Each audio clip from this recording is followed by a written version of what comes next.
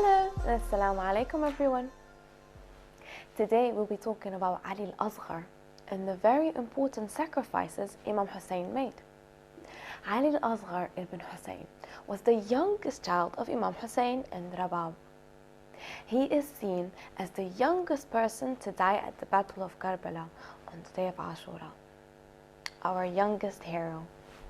Ali al-Asghar means the youngest Ali. Was born in Medina. He was one of the three sons of Hussein. The other two were Ali ibn Hussein and Ali al-Akbar ibn Hussein, who was also killed by Yazid's armies in the Battle of Karbala. His sisters were Sakina, Fatima al-Kubra, and Fatima al-Zahra. Imam Hussein took Ali al-Asghar on the battlefield to show the condition of a 6-month-old child without water. Ali al-Asghar was then killed by Harmala, who shot the arrow that pierced his neck. The arrow was 3-headed as well.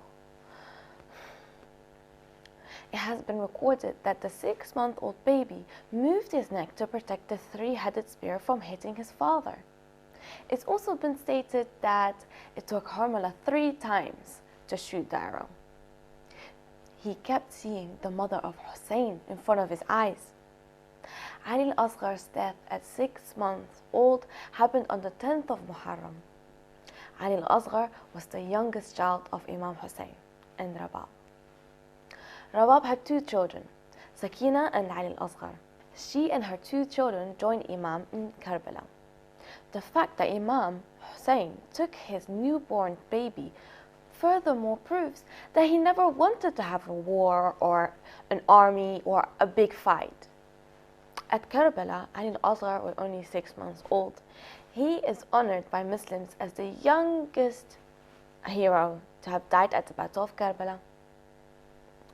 Once most of Imam Hussein's friends had sacrificed their lives for him, Imam Hussein, who was calling for anyone to help him, he reminded his enemies that he is the grandson of the Holy Prophet, peace be upon him. The same Muhammad who used to tell the people how much he loved Hussein and his brother Hassan.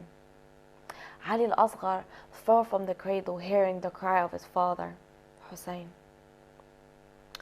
Imam Hussein was cold, and when he came, he saw the thirst that was gradually killing Ali al-Asghar.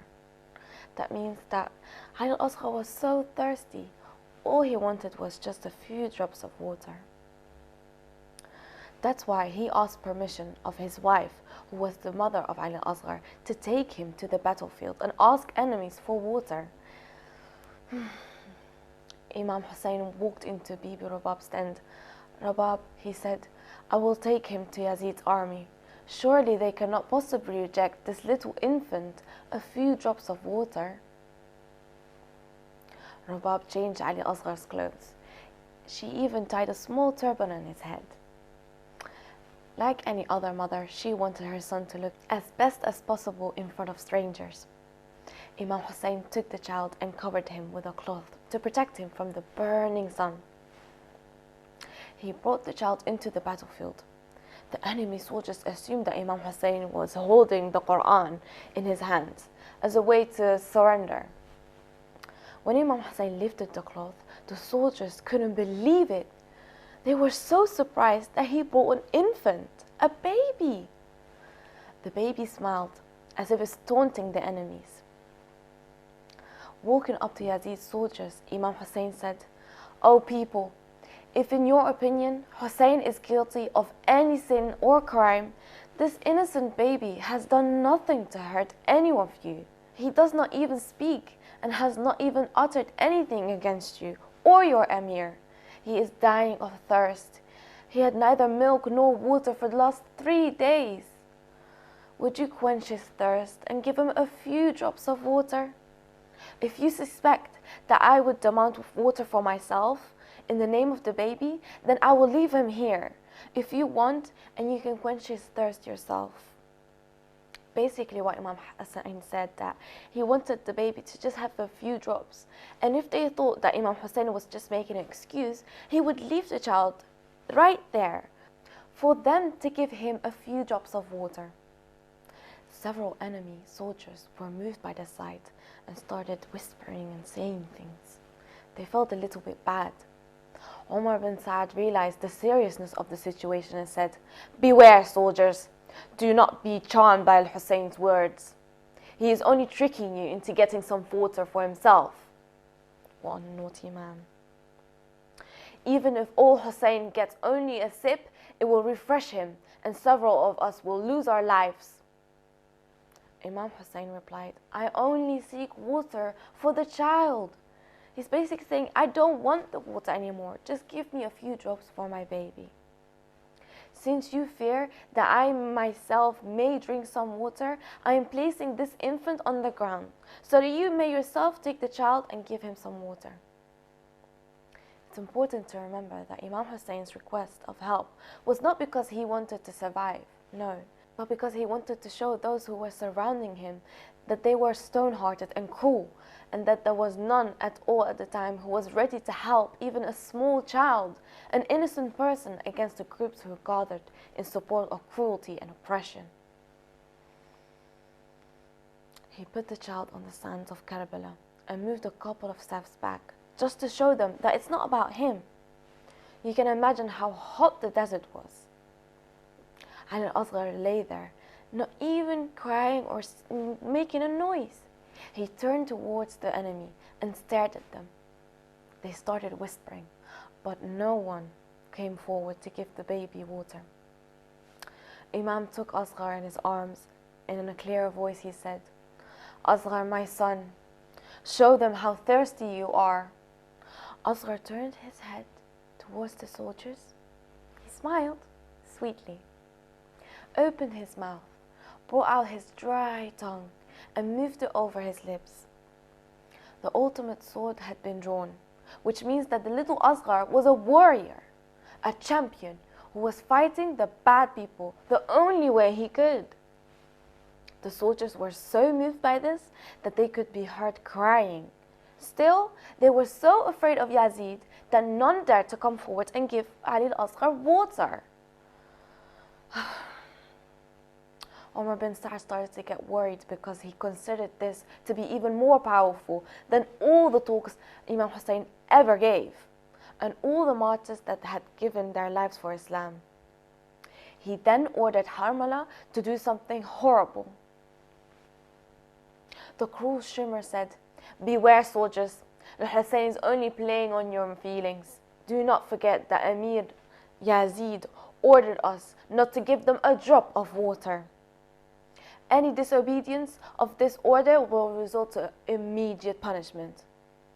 Well, he basically said that if anyone would give Imam Hussein all the baby water, he would basically hurt them really badly, most likely kill them, because he's a horrible, horrible man.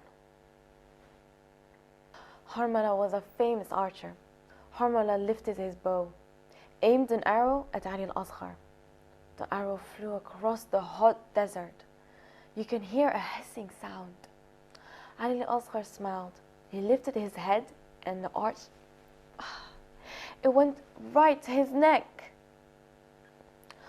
Asghar lay still on his father's arms. Imam Hussein looked down at Asghar's neck. He saw the arrow, he saw his neck, he saw the smile, and then he could see no more. Our Imam began to feel faint. There was total silence over Karbala, broken only by the sound of the gentle waves of the wind. Even the enemy appeared to be stunned. They couldn't believe what just happened. Slowly Hussein turned round and now looked at the baby in his arms. The arrow slit the throat of the 6-month-old child. There was no way Imam Hussein could remove the arrow. There was no way to save the baby. Imam Hussein collected in his hands the dripping blood from the child's throat, looked towards the sky, and then downwards towards the earth, and finally applied it on his own face. He was muttering something. Rabab looked at her husband's face and cried out, "What have they done to my son? Did they not even give him a drop of water before they killed him?" Imam Hussein said, "I asked them to give him water, but instead they soaked him with blood."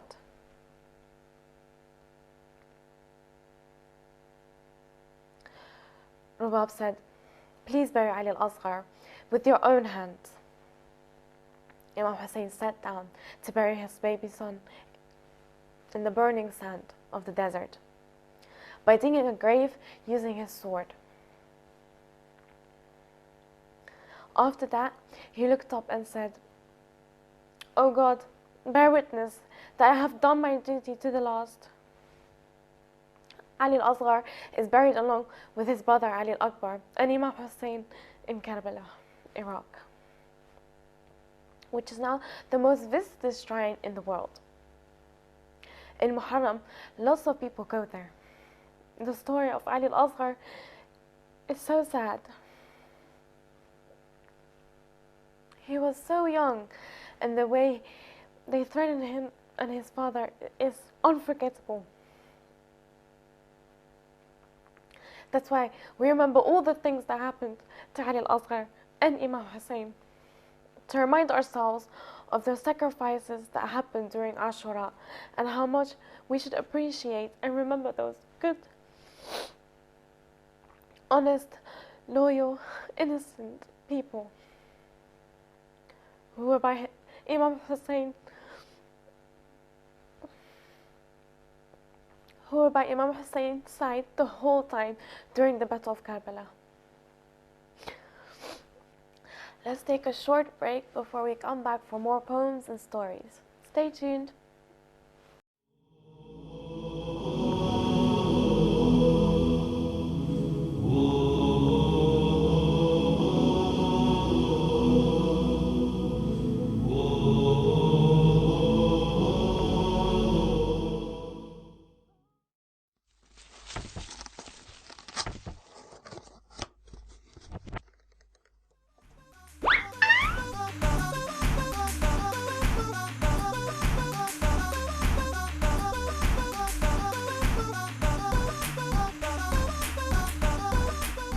Assalamu alaikum, uncle. Wa alaikum assalam. Assalamu alaikum, children. Hey, What? your voice is very, well, it's always that. But it's a little bit more growly today. What are you saying about my voice? Oh, I'm not saying anything. Look, hey.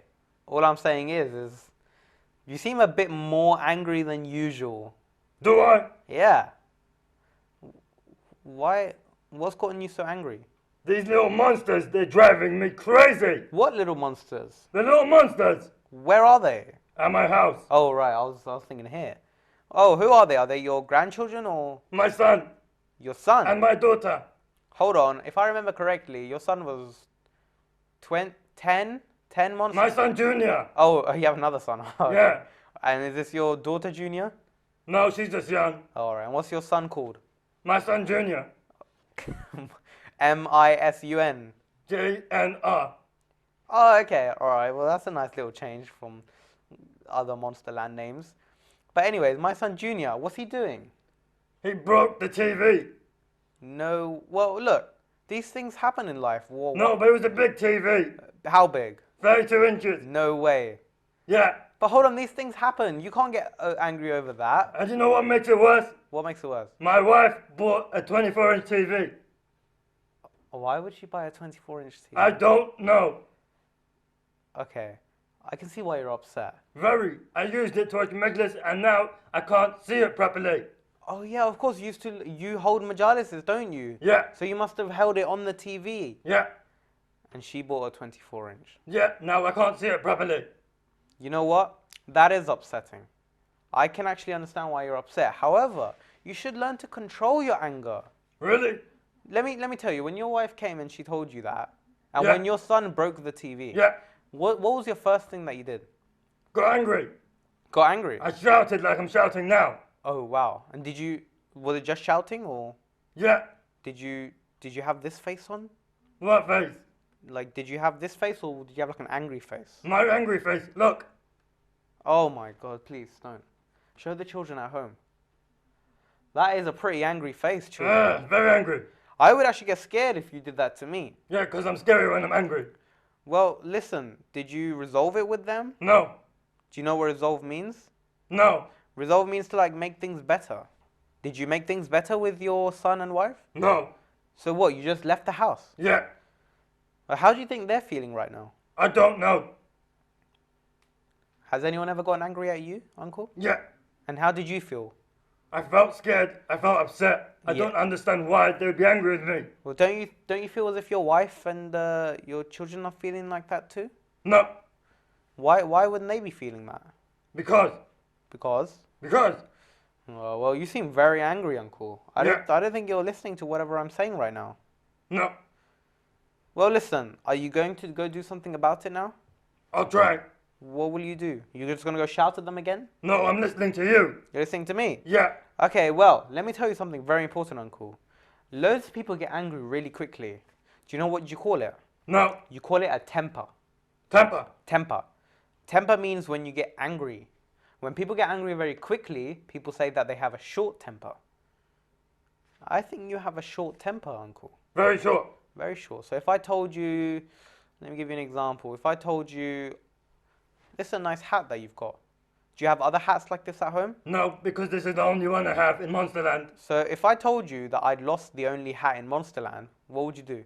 I'd be angry. You'd be angry. That's what you call a short temper. Now tell me that you've lost my waistcoat. But I haven't. Tell me that you have. Fine. I lost your waistcoat. Oh, that's a shame. But you know what? I'll just go and end up buying a new one. But what if there isn't a new one? Well, then I'll just have to not buy a waistcoat. Then what will you buy instead? I'll buy another coat.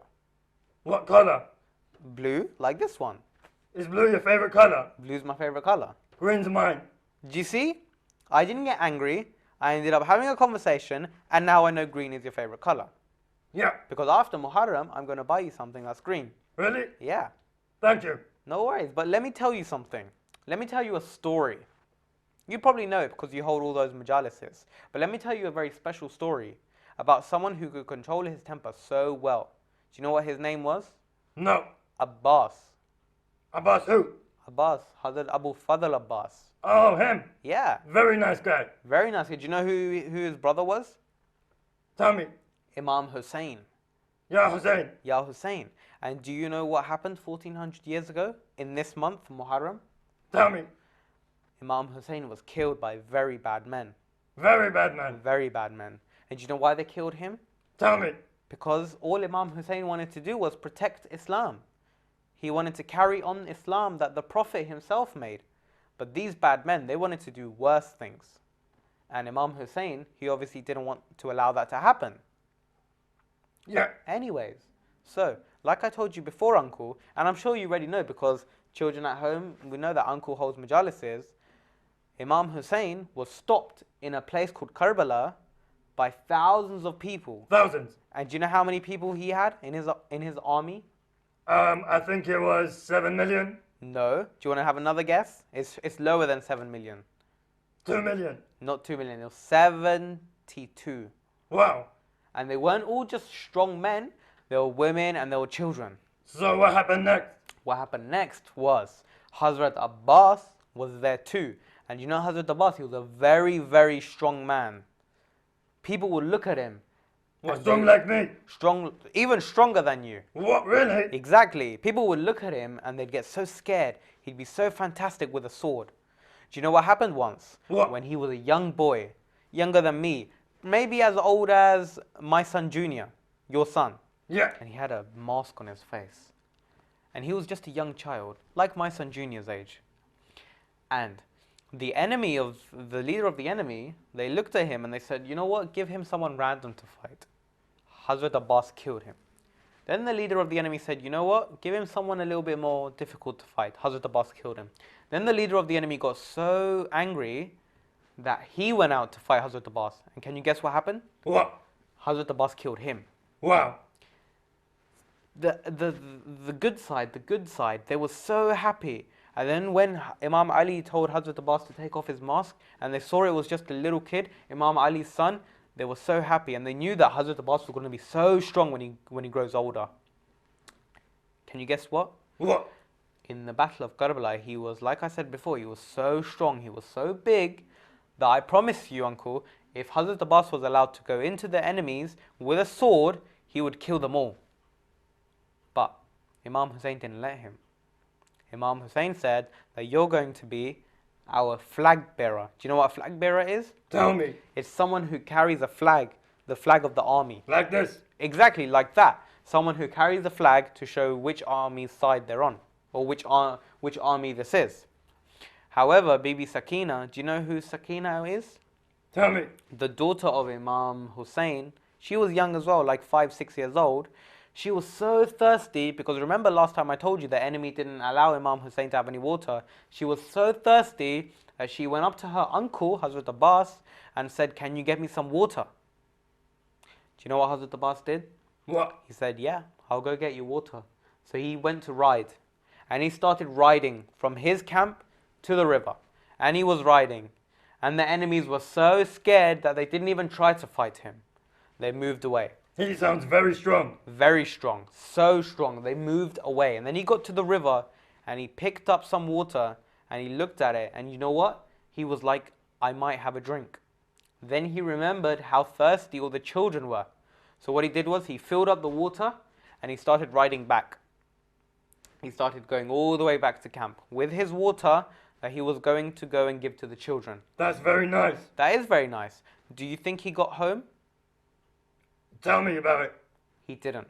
What? The enemy saw that he was going back to camp. So what they started doing was, they started throwing stuff at him. They started throwing spears. That's not very nice. And one thing that they threw cut off his left arm. What?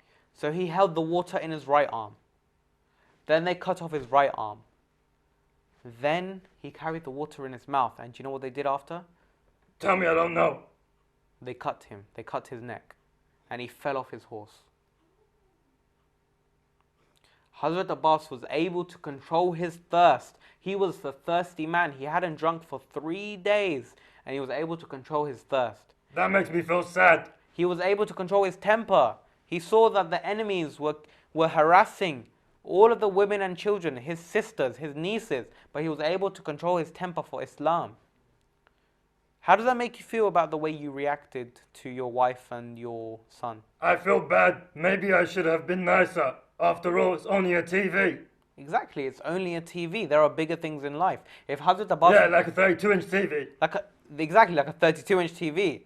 If Hazrat Abbas was able to control his temper over the whole of Islam, our religion, our way of life, don't you think you can control your way over a smaller TV? Yeah. Yeah? Yeah. Well, you know what, Uncle? I hope you learned a really valuable lesson today. Yes, thank you. Yeah? And listen, if you ever want to come, if you ever want to watch something on a bigger TV, you're more than welcome to come to my house. Thank you. Yeah? Can I shake your hand? Yeah. Well, thank you very much. And I hope the children at home learn a lesson too. Never get angry too quickly. Never. Never. Well, Uncle, I'm going to go to a majalis now. See you later. Yeah? I'll see you later. Take care. Ma salam. Ma salama.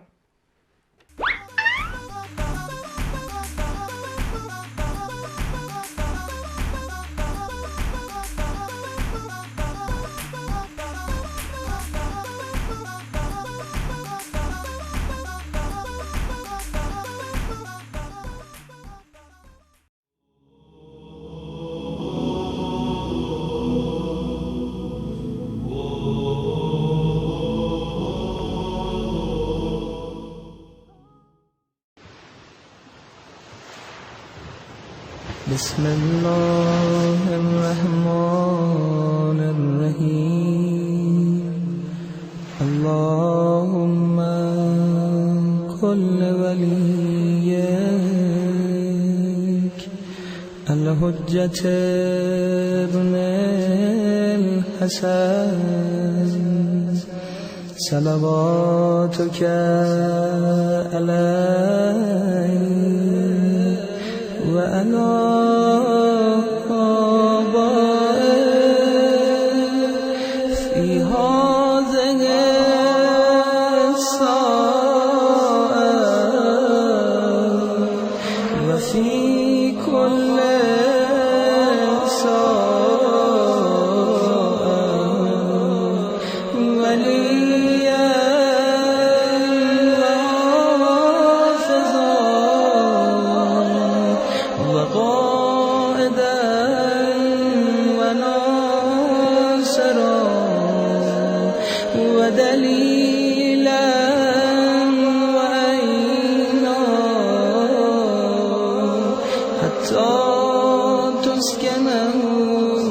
أرضك فتمتعه فيها تبينا.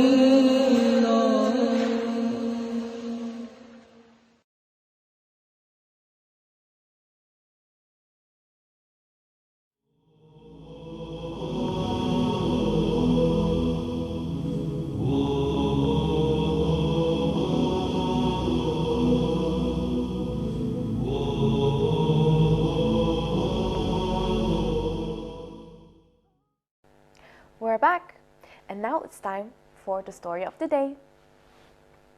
The story of the day is called The Great Gifts. Once a group of school children were on an outing. Almost all of them were playing ball, except Monty, who was seen a bit of a fool, only good for poking fun at, so only to bully and laugh at someone. He didn't like fights or sports or anything really. He wouldn't even defend himself when he started being hit or being bullied. He was so strange that not even on the day, the outing, he played football with others. The one time he kicked the ball, that day, it ended up over a little cave. When they went in to get the ball, they found a wooden chest containing an enormous book. The book was giving off a magical shine. The children ran to give the book to the teacher, who was fascinated by it. They all agreed to read it in the class the next day. The book was called The Great Gifts, and it recounted wonderful tales and great inventors, artists, wise writers, explorers, and treasure hunters. With each story, the children became more wide-eyed, and they were very enchanted by all the characters with the special gifts. They finally reached the last page of the book, which spoke about the origin of those great gifts. The teacher read, "There is a place in heaven called the Fountain of Hearts, where prior to birth, each heart is assigned its special gift. They use a little bit of everything to make normal people. But now and again, something goes wrong, and some hearts end up much emptier than normal. In those cases, the hearts fill up with lost gift, which makes the person exceptional. They can lack many other qualities. In many ways, they will be looked at differently, and they may be well seen as strange children. However, when their special gift is discovered, their achievements will become part of the book, like this one." When the teacher closed the book, there was a long silence in the classroom. While the children were all thinking about their own special gifts, Monty came out with one of his bizarre comments. "And if you get a heart transplant and they give you a pig's heart, will you take one of the pig's qualities?" he asked, in all seriousness. Everyone wanted to burst out laughing, but looking at Monty, they understood that he was exactly one of those special cases, as the book had described. They felt ashamed for every time that they had laughed at him, for his clumsiness and his funny quirks. From that day forward, never again did they try and make fun of Monty. No. Instead, they all worked together to try and help him discover his own special gift. His gift turned out to be an incredible artistic talent. Monty became the most famous painter of all times. Children, who at first seem strange, often turn out to be very special. We should help them find out their own individual talents. Next up, it's time for poems. The first poem is called Cloud Watching. There's a rhino, there's a hippo, and 8 super-winged bat. There's a lion and a monkey in a giant bowler hat. There's a castle with a dragon and the knight who comes to slay. There's an octopus with shoes on and he's holding a bouquet. There's a man with untied laces who's just fallen in a pond. There's a boy who's doing nothing, gazing up at the cloud skies. Yes, it's me. I should be busy. I've got schoolwork to revise. I like that poem. You can imagine a lot of things when you look at the sky. The next poem is called Something in My Welly. There's something thick and slimy is down there in my welly. It squitches and it splotches, and it's also rather smelly. I should have checked it just before I plunged my foot straight in, but I didn't. I feel stupid. I'm not sure what I've stepped in.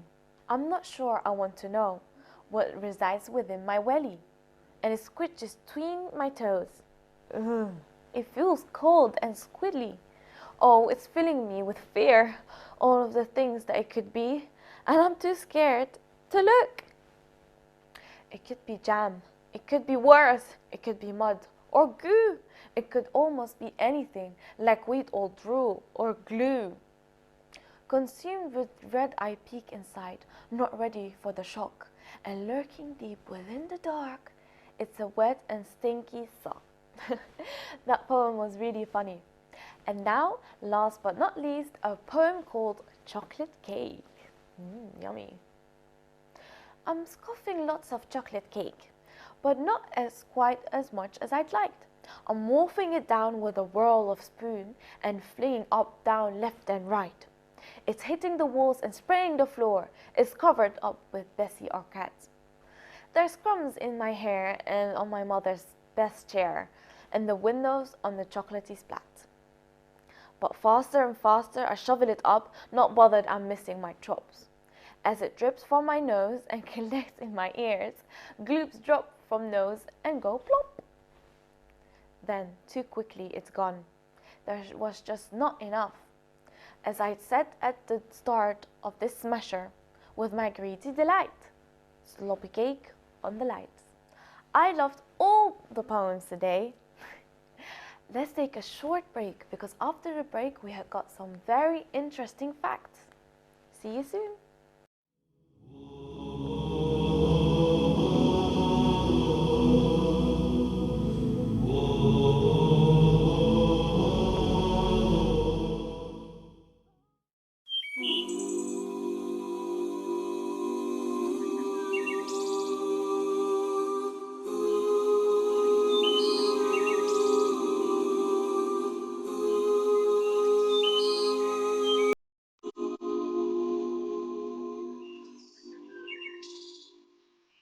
السلام عليك يا أبا عبد الله.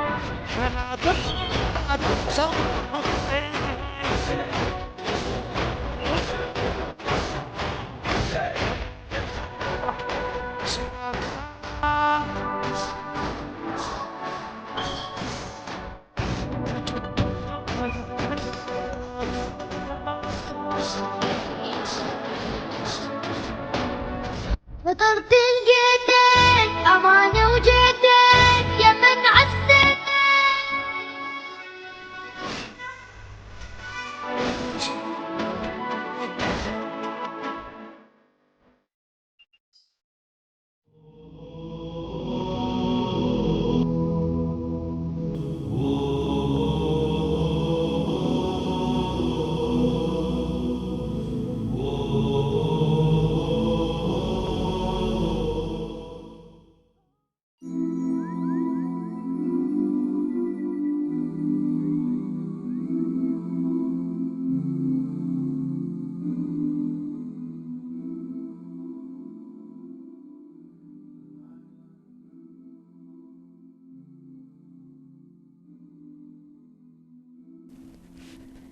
Assalamu alaikum. I'm Sister Nicole Carreri, and I've come all the way from the United States to tell you a story. It's a story about Qasim ibn Hassan, and it is about how looks can be deceiving. You see my teddy here? Teddy often looks happy, but, oh, what is it, Teddy? Yes, he knows that the month of Muharram is coming, and he's feeling sad. You see, during Muharram, we have many things to learn, including how to remember those who've gone before us and how they've struggled and strived for the sake of Allah. Today, the story is about Qasim ibn Hassan, and he's a wonderful example of how looks can be deceiving. Now, it was the night before Ashura, and it was very dark outside, but there was enough light coming from the stars. Now, the stars in the desert night are amazing. They shine so beautifully, it's almost as if you can touch them. In fact, the stars are so numerous. There are so many stars in that desert night that it almost looks like a milky sky. It was on that very starry night, the eve of Ashura, that Imam Hussein and his special family and friends, may peace be upon Imam Hussein and his beloved family, they were busy in prayers. They were thinking about Allah and thanking Him for everything. Their voices were so sweet. They sounded like the melodies of birds rising to the heavens. Imam Hussein in that evening turned to all the people who were in his camp, and he told them something very, very special, something that other leaders and other people who fight in armies would never say to their soldiers. He said something so unusual. He said, "My dear friends and family, I'm going to be honest with you. The enemies tomorrow have decided to fight me, and they want to get rid of me for once and for all, and they won't stop until I'm gone. If any of you want to leave now, I give you permission to go, and go now while the night is dark, and do not feel bad for doing this. Go in the night so that your dignity can be preserved."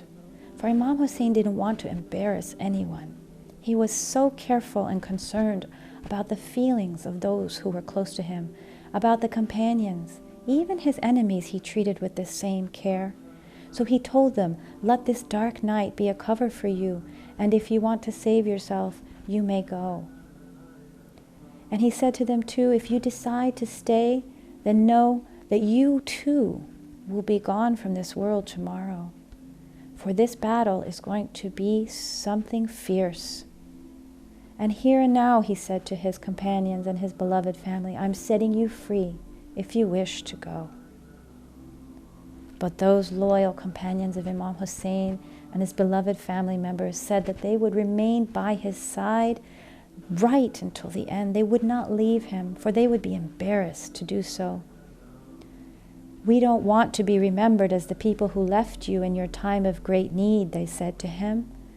"We have waited a long time to be able to protect you." It was their honor. It was their joy. They were so happy, even though what was to happen to them was not something most people would rejoice over. But because they were there protecting the grandson of the Holy Prophet sallallahu alaihi wasallam, they wanted to stay. And each one after the other, promised to stay with Imam Hussein. And they told him how much they cared about him. There was joy in their hearts. Now, when it was dark and no one was around to see them, some of those people left.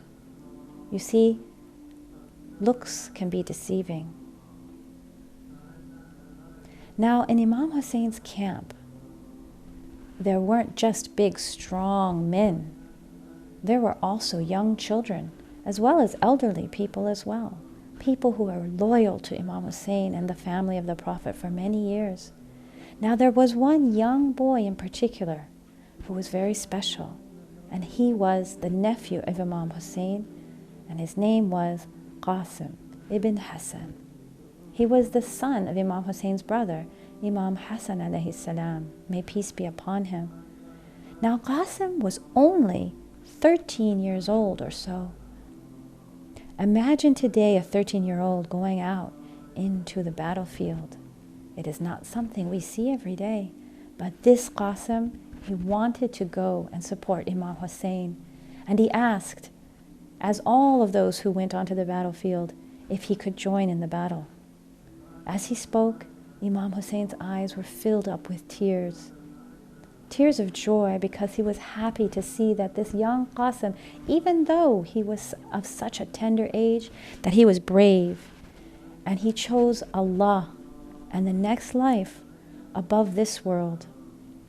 Now, even though Qasim looked small and was not strong as the older men who had many years in the battlefield, other men who were warriors and had great muscles and stood tall, he was, however, very brave. And he had his own strength. So you see, looks can be deceiving. Even though he looked young, he had courage of a lion. He had the strength of a mountain. And he had the love of Imam Hussein alayhi salam. Now Imam Hussein turned to Qasim and asked Qasim what he thought it would be like to leave this world. And Qasim answered that leaving this world would be sweeter than honey. Not because he didn't love life that Allah had bestowed upon him, which is a great honor, but that Allah had given him this task to support and defend his Imam. Now the Imam told him that he might experience pain and hurt when he left this world. And everyone who heard this had tears in their eyes as they saw Imam Hussein dialoguing with Qasim and telling him about what to expect. But Qasim himself, he had a smile on his face. Finally, the day of Ashura dawned, and the battle between good and evil was about to begin. The companions of Imam Hussein were so brave and strong, but there were so many soldiers on the enemy's side. And it didn't help that all of Imam Hussein's friends and family were so thirsty. And they were under the scorching sun. Qasim went to his uncle Imam Hussein and he asked his permission to be able to fight with the other brave men. The first couple of times Imam Hussein said no. But Qasim kept coming back. He was determined. He wanted to be there to defend his beloved uncle and defend the religion of Islam. And he came, and the Imam saw how ready Qasim was to fight.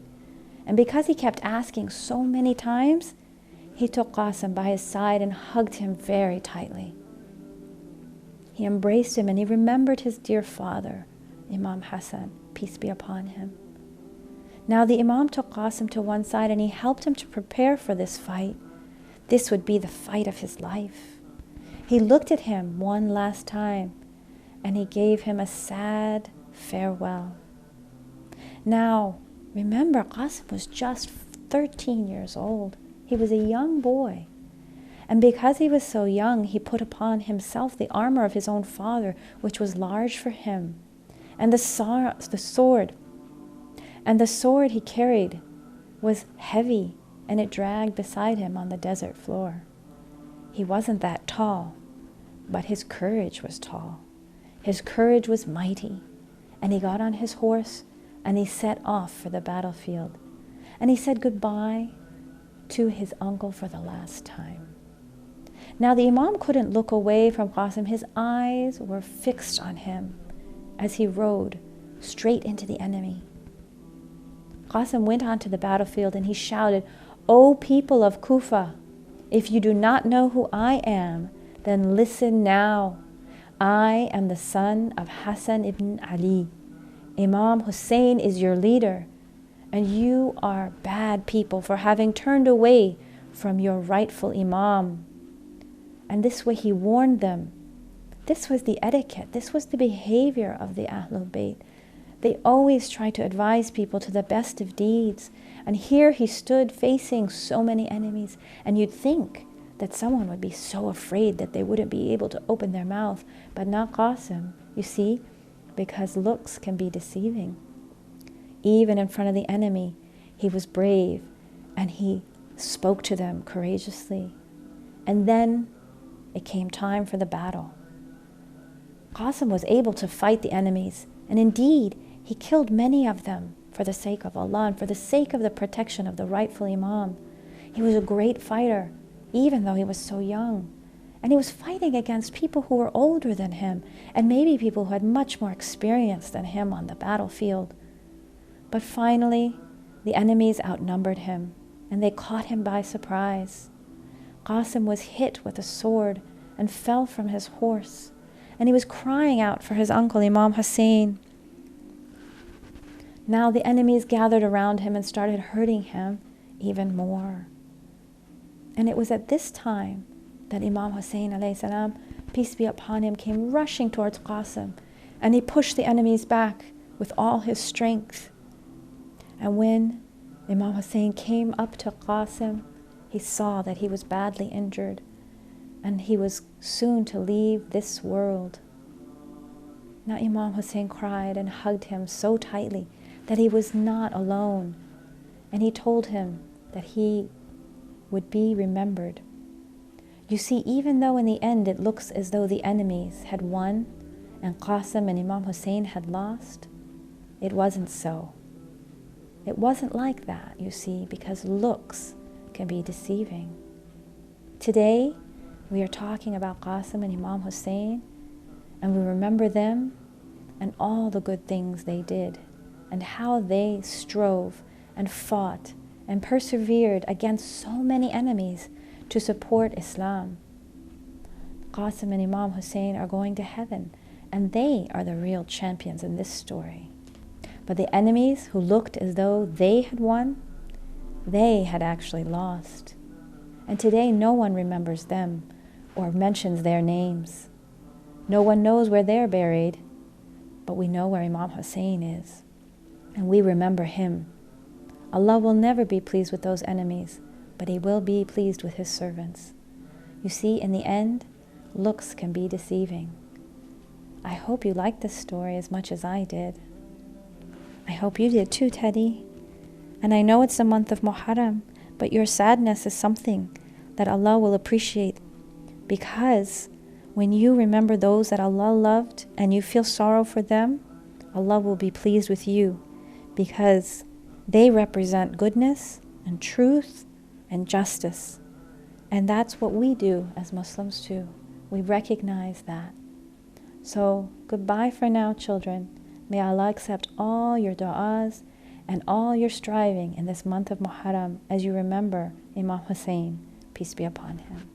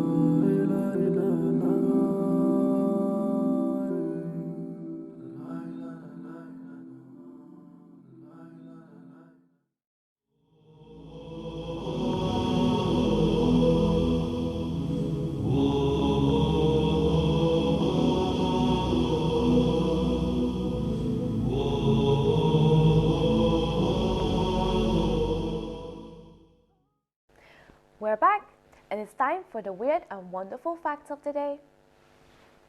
Here we go. Did you know butterflies are called as such because in English colonies they believed that witches who were stealing their butter at night, so they thought that the butterflies were stealing their butter. And when a person cries, the first teardrops comes from their right eye. If it's from the left, it means pain. Did you know that the word nice was originally meant as an insult, meaning someone foolish? And Russia is nearly twice as large as Canada. Did you also know that hens can lay eggs without a rooster? And if your goldfish floats on its belly, it can only mean that it needs to pee. And did you know that in Turkey there's a city called Batman? Also, there is even a Batman University. I would like to go there. Did you know that it takes approximately 1,428 licks to finish an ice cream? And lions may be scary, but they are also very lazy. They sleep or just relax more than 20 hours a day. Whoa. And did you know that cucumbers are the only food a cockroach won't eat? I wonder. And strawberries contain vitamin C more than oranges. I didn't know that one. Well, I hope you enjoyed the weird and wonderful facts of the day. I hope to see you soon, inshallah. Goodbye.